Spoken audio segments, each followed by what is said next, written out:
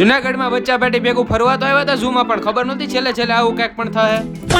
હવે આજની હવાર પડી હતી આપણી મસ્ત મજાની ડુંગરાની વચાળે ને અમે આવેલા હતા અમે જુનાગઢ અને અમારા દીદીના ઘરે, અને પછી અમારે જવાનું હતું બધાને ચક્કરબાગ ફરવા માટે. પછી ફાઇનલી અમે બધા નીકળી ગયા છીએ.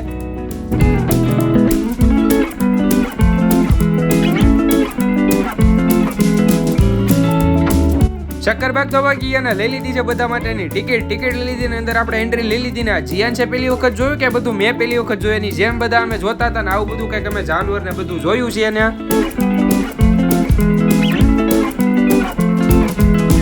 આમ બધા હાલીને થાય કાપા આ બસોળિયું હાલીને થાકતું જ નથી. ડિસ્કો રે અમારો બેટો. પછી તો જો આ બધું અમે જોયું ને હાલીને હાવ એટલે હાવ થાકી ગયા. પછી ઘડીક આમ તો લઈ લીધો નાનો બ્રેક ને કર્યો નાસ્તો ને પછી આ ભાઈને ખાવું તું દાડમ. પછી બધા છે ને અલગ અલગ જાનવરો જોઈને સીધા અમે નીકળી ગયા બીજા ડેસ્ટિનેશન ઉપર.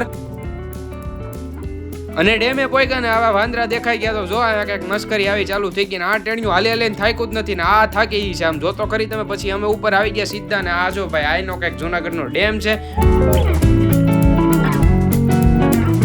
પછી આ તો થોડી ઘડી ફોટા વિડીયો પાડ્યા. બાકી તો આજના બ્લોગમાં આટલું જ થાય. જાતા બધા ફોલો કરતા જજો. ફૂલ બ્લોગ તમારે આ ચેનલમાં આવી ગયો છે.